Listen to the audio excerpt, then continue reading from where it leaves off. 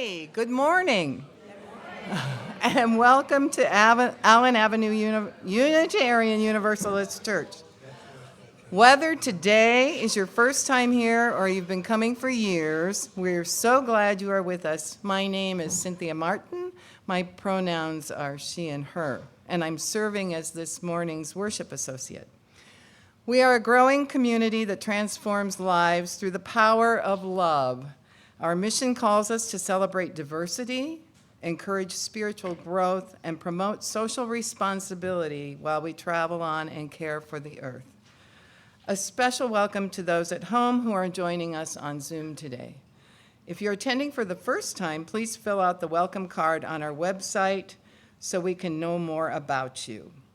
I have one announcement today. We're looking forward to the big picnic at Ferry Beach next Sunday. Put your name on the poster. Connie Cross has the poster. So we can plan all the snacks, drinks, and desserts you will enjoy.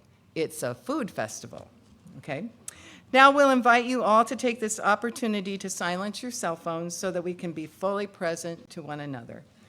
After the service, please grab a cup of coffee or tea and stay for conversation. Or I think we're heading outside. Okay. Those on Zoom may stay on and connect with one another. And now let us center our hearts and minds with the sound of the singing bowl.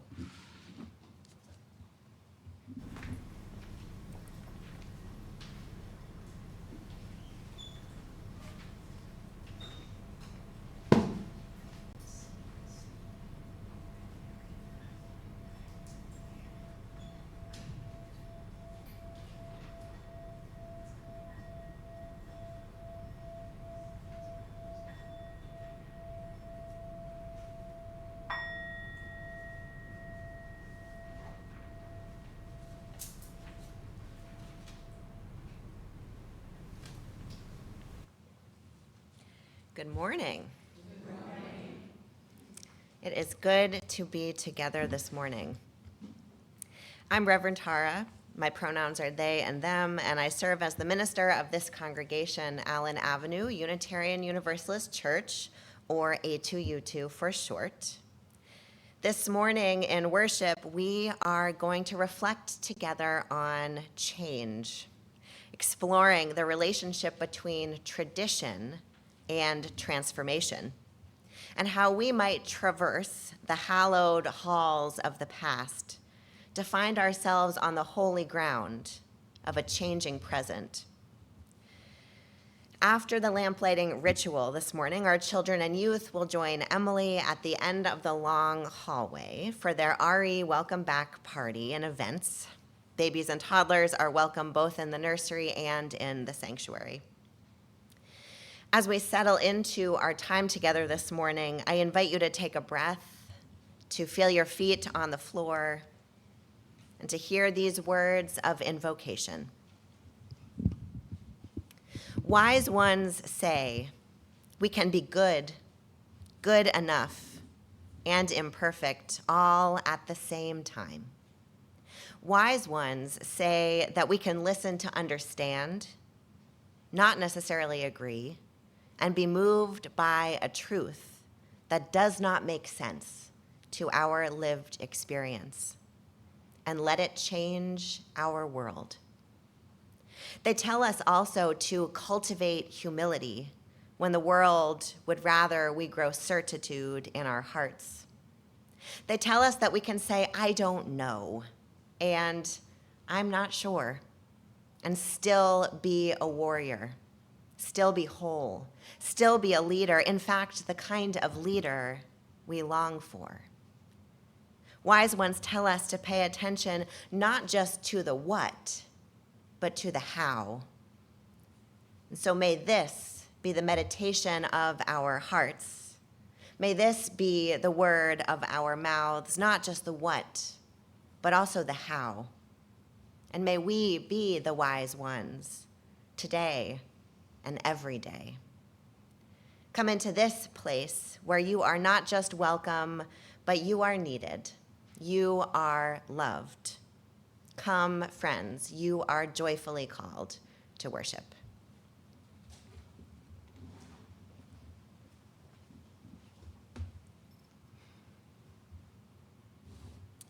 As we light our sanctuary chalice this morning, those joining us on Zoom are invited to light a chalice or candle near you to connect us more deeply with one another.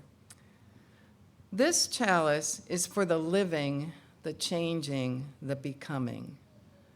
This chalice is for losing the script of your life, the chapters about who you are in other people's stories. This chalice is for the lost GPS that was supposed to show you how to get where they expected you to go. This chalice is for skipping the directions, coloring outside the lines, painting not by number, but by silence, by wild abandon, with a brush you made yourself from light deep inside.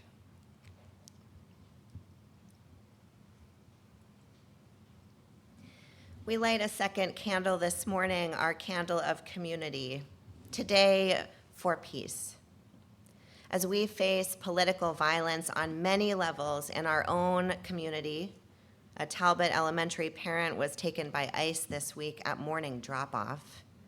In our country, the assassination of Charlie Kirk, and in our world more broadly, Ukraine, Gaza, and so many other places. We are well served to remember that our values affirm the sacredness of life and that violence will never be the answer. Will you take a breath with me?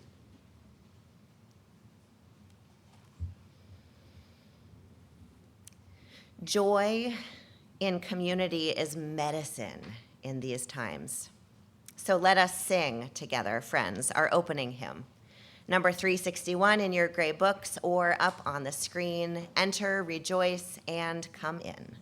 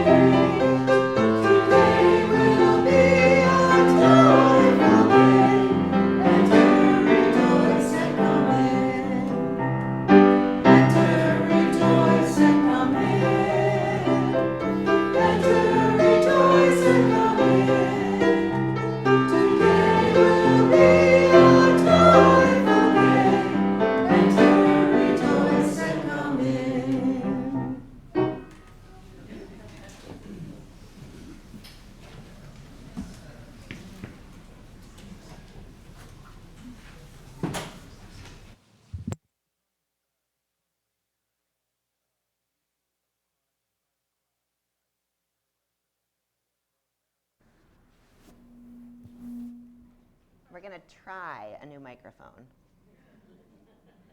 Y'all know how that sometimes goes.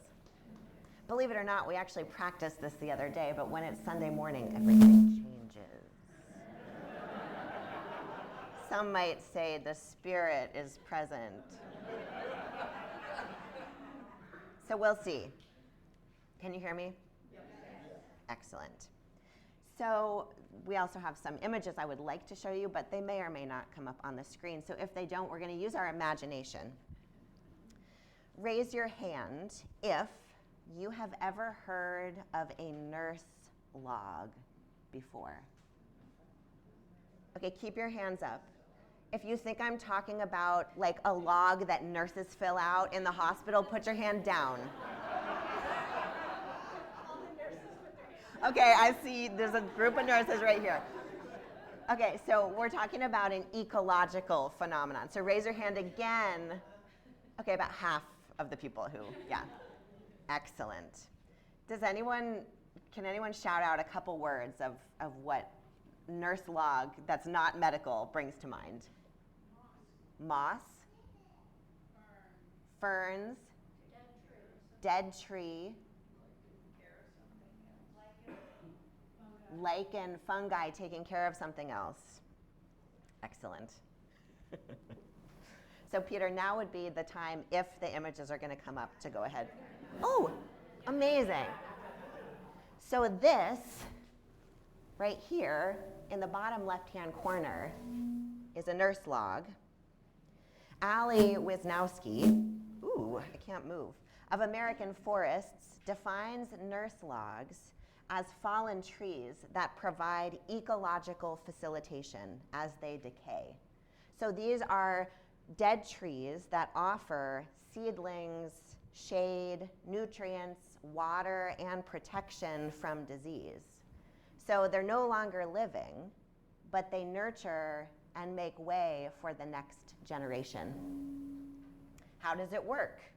Well, the process begins with a fallen tree's gradual breakdown following its death.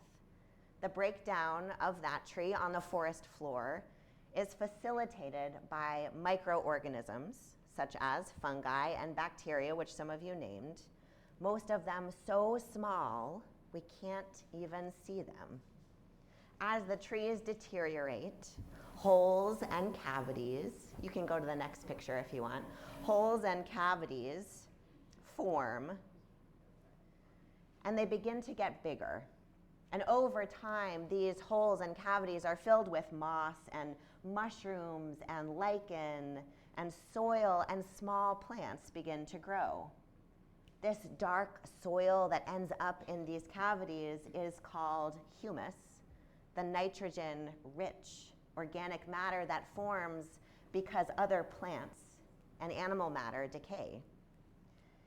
In a reflection written by Rebecca Solnit, processing the death of Joanna Macy, she talks about nurse logs and their relationship to new growth. She says, I think of what a forest without death would be like. Imagine trees that grew endlessly and never died, never gave their nutrients back to the soil and to the next generations, never fell to create openings in the canopy for new trees, young trees, to get the sunlight that they need in order to grow. Letting go means making room for new versions of who and what we can be and become. Nurse logs have become how I think about change and tradition. Tradition is the nurse log, so to speak. Even when we let go of traditions, the way we've always done things, they die, or maybe they're intentionally put to rest. Their wisdom becomes the fertile soil for new growth and possibility. If we never let go of the past, we would have a very full forest with no space at the top for sunlight to get through, no space for new trees to grow and develop. We would become stagnant. When we let go of the ways we've always done things, but keep the wisdom, keep the memories, keep the lessons of having done them that way, we find ourselves rooted in fertile soil, just right for new growth. We find ourselves on holy ground.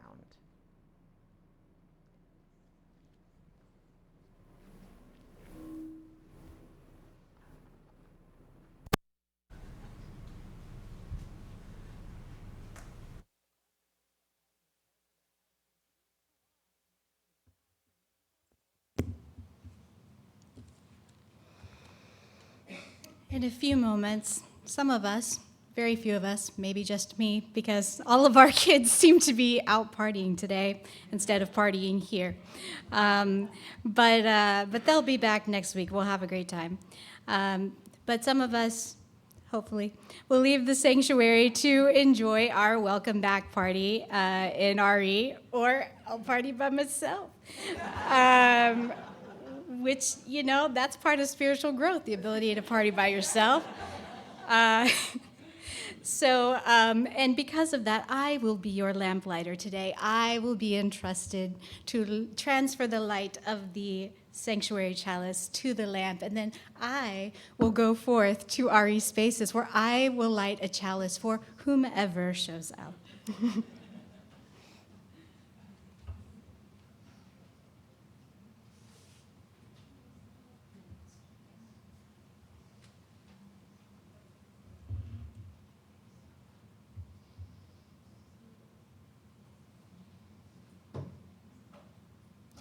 If you would like to go to RE, you are invited to follow Emily, our lamplighter, as she carries the flame, expanding our sacred space.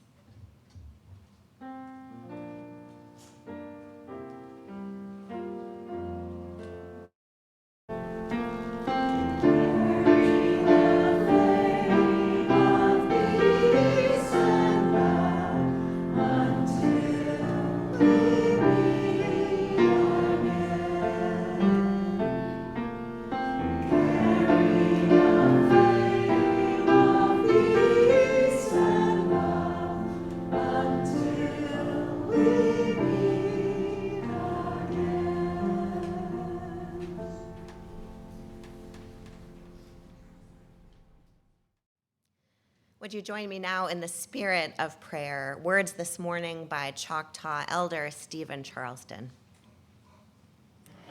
My ancestors said that the Spirit gave every creature on earth a special gift. Bears have great strength. Eagles can soar to great heights. Deer can run at great speed through the forest.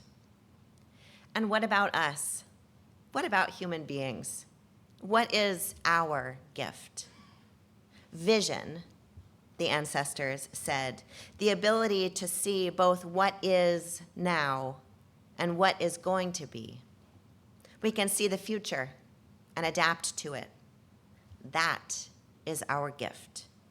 The tribe of the human beings survives because we adapt to change. We do not have to fear the future. We only have to adapt to it, to live in safety. Thanks to the Spirit for our gift, for our skill, and for our hope during these days when our gifts can mean so much. Amen.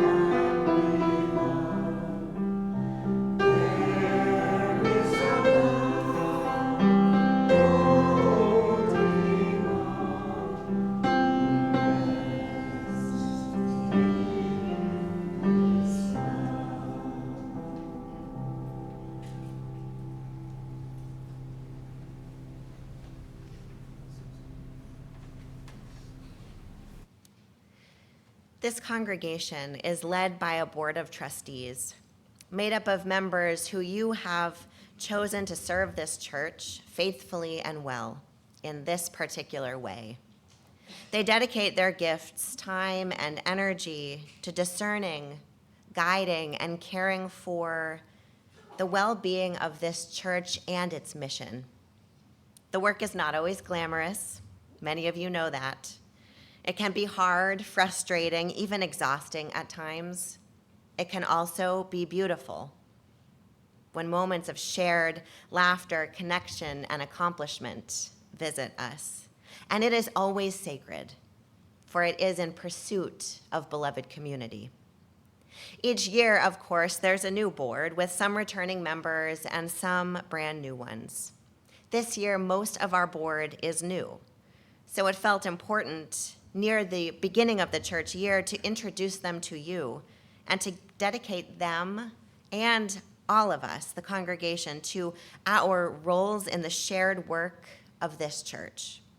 As I read the names of this year's Board of Trustees, I'd like to invite them to come forward, avoiding the toys. Pam Jackson, Steve Hansen, Sue Malcolm, Kathy Netto, Katrina Van Brew, Nanine Chase Ortiz, and Terry Grover.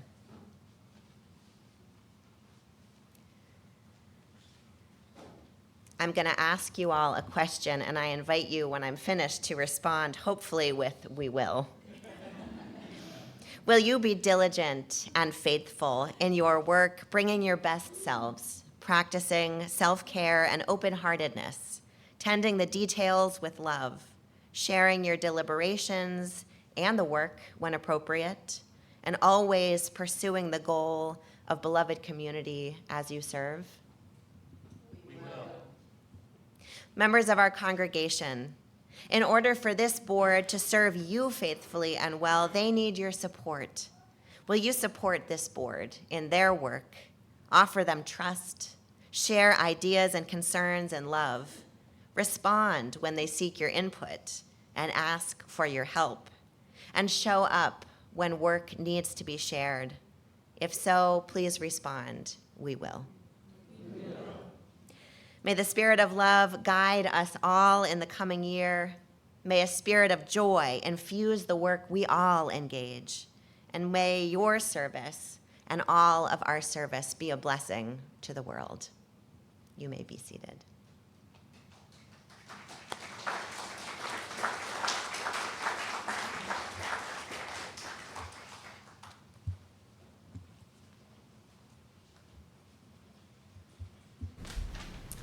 Now is the time in our service where we engage in the spiritual practice of generosity. Our gifts support the ministries of this congregation and our work in the broader community.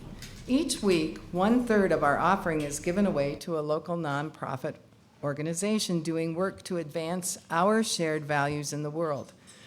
This month's Share the Plate recipient is Greater Portland Family Promise, whose mission is to help low-income families and families experiencing homelessness achieve sustainable independence. Donations can be made now as the basket is passed through the donate button on our website, or if you are a member on Breeze, remembering to make note that your gift is for Share the Plate. If you are visiting us for the first time this morning, please know that your presence is your gift to us. At this time, our offering will be collected and gratefully received.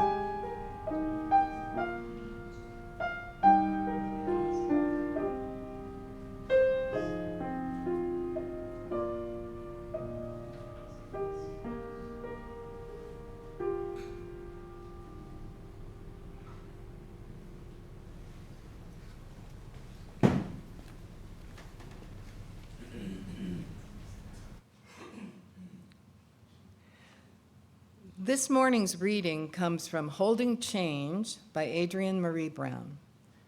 Change is constant. You can't stop change, control change, or perfectly plan change.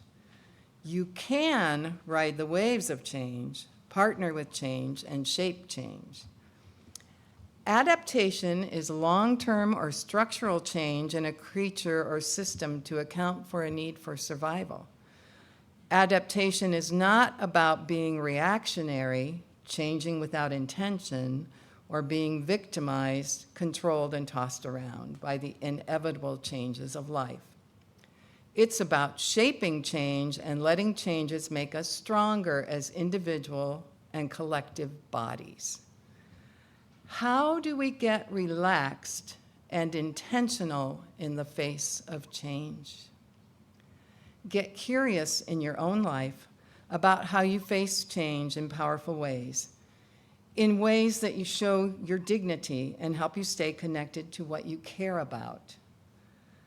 The more you practice this in yourself, the more you will be able to embody and support dignified change in the groups and communities you are part of. Think of the tenderness with which you hold a newborn. Everything is connected, resilient, and growing, and you have the control, the strength, the power to actually protect the small and new from the chaotic world. Think of holding a child's hand at a crossroads. Yes, now they can run around for themselves and hold up their head and tell you they promise to look both ways. But sometimes you still see the danger they don't see, and you pull them into you, scoop them up, hold them close. Think of holding an elder, supporting them up out of their bed and into a chair so you can change the sheets. Their body is fragile, slow, deteriorating. Their mind wanders, but they also still know exactly what they want. To hold them is to guide without directing, to catch the weight they didn't expect to throw them off balance, to protect their dignity while attending to their care. Care and attention. This is the way to practice intentional adaptation. Adaptation is a way our systems make sense of all that we're feeling. And loving life means committing to the adaptation to stay alive rather than the stubbornness to stay the same.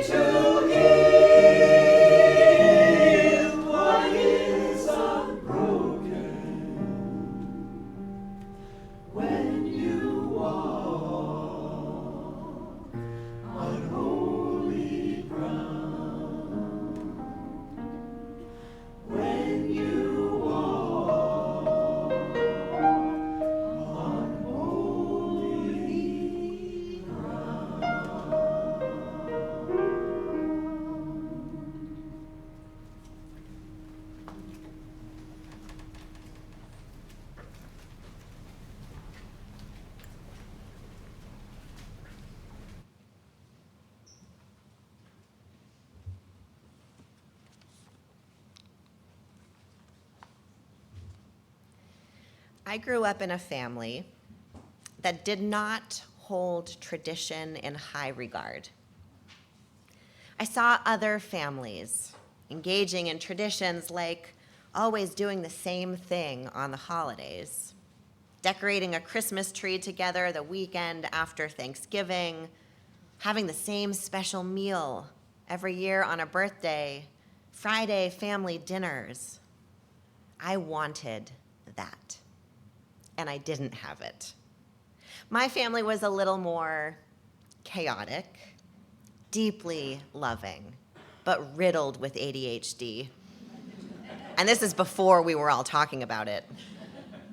And then divorce, and navigating a split household, and traveling for sports, and all the things. We did lots of fun and meaningful things together, but I was one of those kids that found life quite overwhelming. As an adult, I've come to appreciate the flexibility and adaptability I developed early on, not because I wanted to. It actually serves me very well. And I've come to understand, too, that I wasn't actually jealous of other families' traditions. I just wanted, in the language of our time for all ages, a forest where nothing died. I wanted stability, predictability, something to hold on to in an overwhelming world. Fast forward to my first day on campus at Yale Divinity School. I walked down the hallowed halls of an institution steeped in history and tradition. Everything about this place was ostentatious. Crystal chandeliers, couches I didn't dare sit on, let alone touch. I'd probably stain it. Old leather Bibles propped up on dark wooden stands. They called the exits egresses, which I just felt like, is that a rich people way to say exit? So many framed black and white photos of old white men. The theological giants who had studied and taught there over the years, Henry Nouwen, William Sloane Coffin, Harvey Cox, Krista Tippett, felt ever present in spirit. And something about all of this stirred in the student body, in the culture there, a kind of nostalgia of times past most of us hadn't even been alive for. Fast forward to 2025, to today. No crystal chandeliers. You can sit on the couch. Institutional religion is not having its heyday, in case you haven't noticed. Though the need for intergenerational communities centered around core values to help support people as they navigate life's complexities and make meaning out of all of it, that need is as present, if not more, than it has ever been. So I am a transitional minister. Times of change and transition terrify, excite, and inspire me.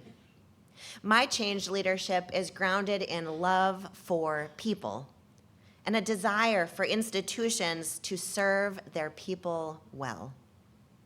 I believe that though it is so easy to get attached to what has worked in the past, learning and experimenting with new approaches of doing things, or at least new expressions of old concepts, is exactly what's needed to keep excitement and passion alive. Some of you are that deeply anxious kid who yearns for things to stay the same, for some stability, for God's sake. I still have that kid in me, too. Some of you are that skeptical seminarian, ready to burn down the hallowed halls of institutional life and plant a garden over its ruins. I have them in me, too. Where I hope we can meet is between the hallowed halls of tradition and the uncertainty of an amorphous future on the holy ground of the present. This past June at General Assembly, the annual gathering of Unitarian Universalists, our Unitarian Universalist Association launched a movement-wide program called Meet the Moment. They describe the context for Meet the Moment in these words. Our Unitarian Universalist values have always pushed our people to show up, to risk, to struggle for justice and liberation and radically inclusive communities centered in love. The heart of our faith transcends cultural shifts and political trends.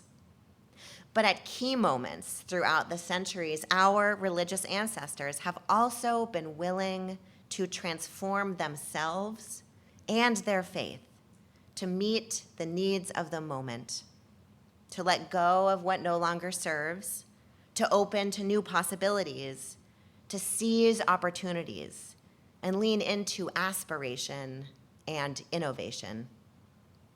At our best, Unitarian Universalists are both deeply grounded in our core values and shared commitments and nimble enough to respond to the challenges and opportunities that emerge in rapidly changing times. A major goal of this framework is to build collective understanding of and analysis about the context and realities we are navigating and how we are called by our values to respond to that landscape. In other words, these are my words, how to be a human right now. The three central questions are, number one, what is the moment we are in? Characteristics, realities, and trends that are shaping the world around us. Number two, what are the most urgent needs and important opportunities of this moment? Opportunities, challenges, and barriers that are created by the moment we're in. And number three, what do our shared values call us to do in response to this moment? Defining our lane and our charge. What are we most compelled, equipped, or positioned to do? You might apply these questions in an outward-facing direction, perhaps to discern how to most effectively engage in justice work, to make a decision your family is facing, having to do with transition or change. Or, like me, you might use these questions to think about how we, as a faith community, as a church, can adapt to the times we are in so that we not only survive, but actually thrive, even amidst the chaos swirling around us. Transformation is a core Unitarian Universalist value. We articulate it with these words. We adapt to the changing world. We covenant to collectively transform and grow spiritually and ethically. Openness to change is fundamental to our Unitarian and Universalist heritages, never complete and never perfect. One of my mentors, Sarah Drummond, who is a scholar of change leadership, names beautifully my struggle with current and what I now consider outdated models for guiding churches and other organizations through times of change. She writes, constantly being oriented toward the future can exhaust us when our imaginary depictions of what the future holds are constantly changing. While progress looks toward the next thing, adaptation is in the present, which is all that any of us can know. She suggests moving away from processes like future visioning to practices of discernment, understanding deeply the nature of right now. It doesn't mean we don't set goals, but it means those goals are about how we want to be, who we are called to be now, not in 5 years or 10 years down the road. Understanding the nature of the present, of course, means taking into account how we've always done things. There is a place for tradition, for the wisdom and reverence of the past, and there's absolutely a critical place for institutional memory. But we travel through hallowed halls to get places. They are an architecture of movement, of transformation, not a final resting place. I've heard it said that tradition is honoring the wisdom of our ancestors, those who have come before us. Honoring their wisdom, learning from their choices, holding their achievements in context with reverence and understanding. But honoring the wisdom of those who came before us is not the same as continuing to do what they did in the way that they did it. So you will notice some things change in this congregation in the year and years to come because we are adapting. Sometimes it's small things like changing an email address or a process of doing things. Sometimes those small things feel like big things. Other times it's bigger things like getting rid of the outdated landline system that's not serving our needs and changing our phone number. That might happen soon, just so you know. And I know it will be hard. We will be changing some furniture around in the sanctuary, incorporating new music into services from a just launched new virtual hymnal, not a book, sunsetting committees that have outlived their usefulness. None of this is easy. It can feel chaotic, and we can get defensive if it was our thing that we started. Oh my gosh, I feel this all the time. But practicing change and tolerating discomfort leads to an increase in our capacity to tolerate more in the rest of our lives outside of our shared ministry. In the words of our reading, long-term or structural change in a system to account for the need for survival means committing to the adaptation to stay alive rather than the stubbornness to stay the same. Loving our faith, loving the church, loving this world means committing to the adaptation required to stay alive and to thrive. Love is at the center. After worship this morning, we'll have a number of folks outside at these green tables with information about different areas of church life that are in desperate need of adaptation in order for our community to continue to function. We need fresh perspectives and ideas, energy and open-mindedness, because we as a congregation, we are doing remarkably well. In so many ways, we are thriving now. But as we grow and as we transform, as we root ourselves in the holy ground of these times, we need to support our institution's ability to keep up. And so I hope you'll consider deepening your commitment to the here and now chapter of our shared ministry. And the gifts, the skills, the answers that we need to adapt to this world are already here in the room. They are quietly growing from the decay and rich humus of the past. In Brown's words, new projects begin because we love our people, because something breaks our collective heart, or because we can see the possibility of growth for ourselves, for our communities, for our species. All of this is true for me. Love for people, collective heartbreak, and a wholehearted belief in the possibility of new life. Never complete, and thank God, never perfect. Let us join together in making it so. Blessed be, and amen. Our closing hymn this morning is number 288 in your gray hymnal, the physical copy, or up on the screen. All are architects. After Dale plays it through once, please rise in body or spirit as we join our voices as one.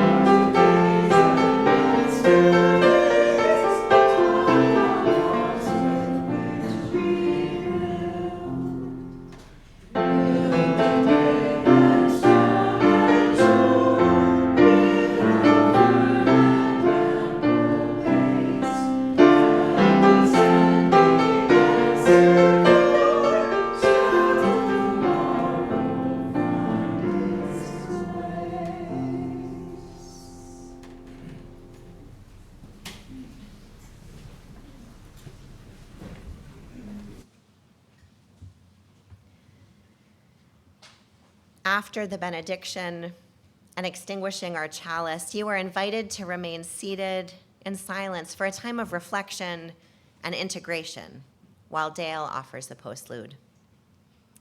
Changes abound around us, within us, between us.